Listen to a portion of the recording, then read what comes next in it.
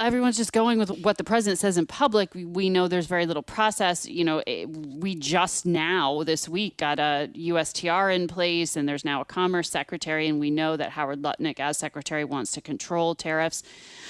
We will try to understand from the Treasury Secretary what part of the pie he has control over, what insight he has into whether these tariffs on China, Mexico, and Canada are indeed coming on Tuesday, what the auto tariffs will look like. One of my other guests, John James, a Republican from Michigan, is concerned on that front when it comes to impact on manufacturing in his state.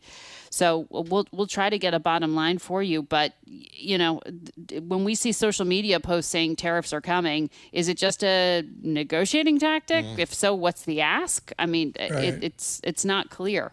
What is the CBS reporting on a unified Republican Party to greet the president at a joint session of Congress? I mean, what are the divisions within the GOP?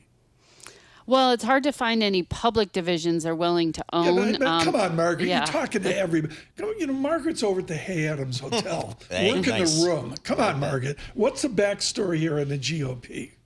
In terms of the room of lawmakers, there are divides when it comes to just deciding how to deliver on the president's funding requests to do things like shore up the border and defense spending and the like.